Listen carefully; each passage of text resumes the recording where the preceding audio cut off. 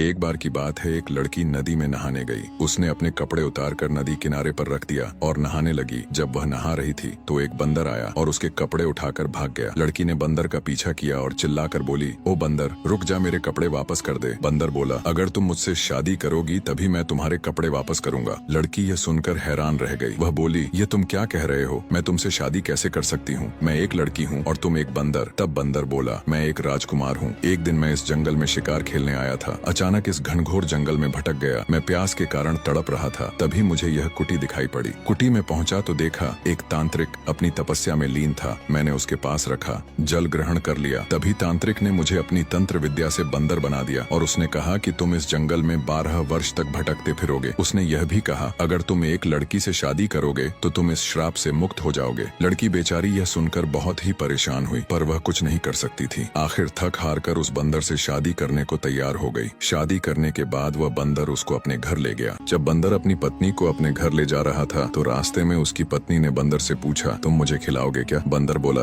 मैं तुम्हारे लिए लोगों के खेत से अनाज चुरा कर लाऊंगा, वही तुमको खिलाऊंगा। इस तरह दोनों एक साथ रहने लगे। अब बंदर अपनी पत्नी के लिए लोगों के खेतों से मक्का और चावल चुरा कर लाता। वह उसी को पकाती और खाती। वह लड़की उस बंदर के साथ रहती जरूर थी, पर वह हमेशा यही सोचती रहती कि किस तरह वह बंदर के घर से भाग जाए। एक दिन जब उसका बंदर पति बाहर गया हुआ था तो उसने उसकी बूढ़ी माँ जो उसी घर में रहती थी उसे मार दिया। उसकी पत्नी ने उसकी खाल पहनकर बैठ गई। जब बंदर घर वापस आया तो उसने माँ को देखकर पूछा, माँ, मेरी पत्नी कहाँ है? उसकी पत्नी जो उसकी माँ बनी बैठी थी वह बोली, बेटा, मुझे क्या मालूम तेरी पत्नी कहाँ है, कहीं भाग गई होगी। यह सुनकर बंदर पति बहुत गुस्सा हुआ और बोला, तुमको नहीं पता कि मेरी पत्नी कहाँ भाग गई? अच्छा तो यही है कि तुम भी कहीं भाग जाओ। इतना कहकर उसने कई बार डंडे से पीटा। लड़की यह सुनकर बहुत खुश हुई और बोली, ठीक है, यदि तुम मुझे इस घर में नहीं देखना चाहते तो मैं अभी इस घर से चली जाती हूँ। इतना कहकर बंदर पत्नी जितनी तेज भाग सकती थी उतनी तेज वहाँ से भाग निकली। भागते भागते वह एक घनघोर जंगल में जा पहुंची। वह बहुत थक गई थी तो उसने सोचा, घर बहुत दूर है, क्यों ना थोड़ा आराम कर लिया जाए। उधर बंदर पति ने अपनी माँ के शरीर के कंकाल को देखा तो उसके पैरों तले जमीन खिसक गई। उसने सोचा, हो न हो सारी करामात मेरी पत्नी की ही है। इतना कहकर वह जोर जोर से चीखने चिल्लाने लगा। उधर बंदर पत्नी कैसे भी करके अपने भाइयों के घर पहुंच गई। उसने अपने भाइयों से आदि से अंत तक सारा हाल कह सुनाया। उसने अपने बंदर पति पर एक से बढ़कर एक जान से मारने के इल्जाम लगाए। ये सब सुनकर उसके भाई भी बहुत गुस्सा हुए और बहन के पति को अपनी बंदूक से गोली मारने चल दिए। बंदर के घर पहुंचे तो देखा वहाँ कोई मिला ही नहीं। सो बंदर पति को बिना मारे ही वापस लौट आए। कुछ दिन बाद बंदर पत्नी के एक बच्चा हुआ। अब था तो वह बंदर का बच्चा ही ना, इसलिए वह बंदर के जैसा ही था। बहन के भाइयों को अपनी बहन का यह बंदर बच्चा फूटी आंख नहीं भाता था। वे उसको मारना चाहते थे। इसके भाई बंदर पत्नी के बच्चे को मारने की घात में रहने लगे। उधर आए दिन बंदर पत्नी के भाई उसके बेटे को जान से मारने की घात में रहने लगे। जब बंदर पत्नी को अपने भाइयों की काली करतूतों के बारे में पता चला तो एक रात अपने बंदर बच्चे को लेकर चुपचाप रात के अंधेरे में निकल गई। चलते चलते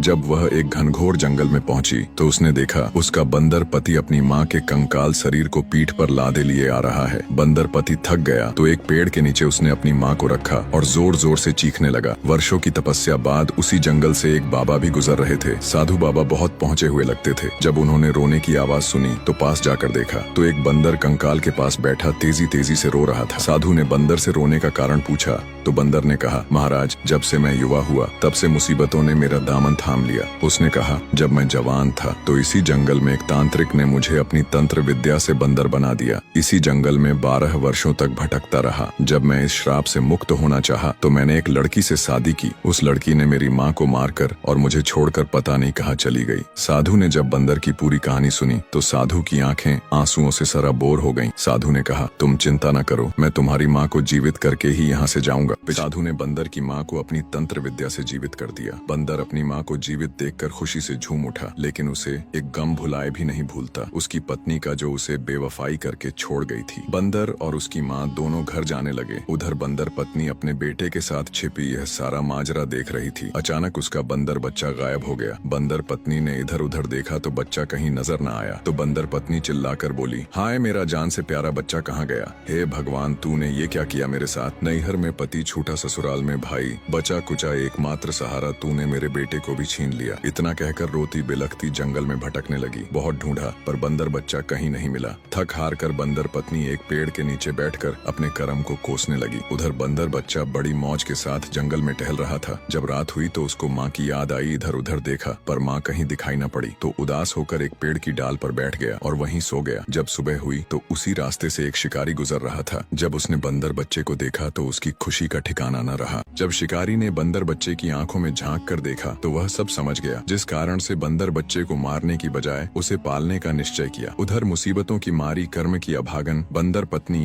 अपने बच्चे के वियोग में घुल रही थी। धीरे धीरे समय बीतता गया। एक दिन उसी जंगल से एक सौदागर गुजरा। जब सौदागर ने बंदर पत्नी को देखा तो उसे देखता ही रह गया। उसने सोचा, इतना मासूम चेहरा, इतनी प्यारी आंखें, किसी अप्सरा से कम नहीं। आखिर ये इतनी रात को यहाँ क्या कर रही होगी। सारा माजरा देखकर सौदागर दबे पांव सीधे राजा के महल में जा पहुंचा। उस जमाने में राजा महाराजाओं को खुश करने के लिए सौदागर तरह तरह की वस्तुएं लाया करते थे। आज जब सौदागर राजा के महल में पहुंचा तो राजा ने पूछा, बताओ सौदागर, आज क्या नया लाए हो। सौदागर ने एक तस्वीर निकाल राजा के सामने पेश कर दी। राजा ने जब तस्वीर को देखी तो उसे एकटक देखता ही रह गया, मानो तस्वीर में खो गया हो। राजा ने सोचा, इतनी सुंदर राजकुमारी किसी मोहिनी से कम नहीं। उधर राजा ने सौदागर को हीरे जवाहरात देकर विदा कर दिया। बंदर पति के वियोग में और पुत्र के कोह में तड़पती हुई बंदर पत्नी एक नगर में जा पहुंची। प्यास के कारण उसका गला पूरी तरह से सूख चुका था, जिस कारण से वह एक मालिन के घर जा पहुंची। जब मालिन ने बंदर पत्नी को देखा तो वह आश्चर्यचकित हो गई उसकी सुंदरता को देखकर। तब मालिन ने बंदर पत्नी से पूछा, बेटी कहाँ से आई हो और कहाँ जा रही हो। तब बंदर पत्नी ने कहा, मेरा न कोई आदि है और न कोई अंत। मैं दुखों की मारी दुखियारी हूँ, मुझे एक गिलास पानी पिला दो। जब बंदर पत्नी ने पानी पिया तो उसके जान में जान आई। तब उसने मालिन से आदि से अंत तक अपना पूरा किस्सा कह सुनाया। बंदर पत्नी के दुख का किस्सा सुन मालिन का कलेजा पसीज गया। अब मालिन ने बंदर पत्नी को अपने घर में रखने का निश्चय किया। उधर राजा जब अपने बिस्तर पर लेटा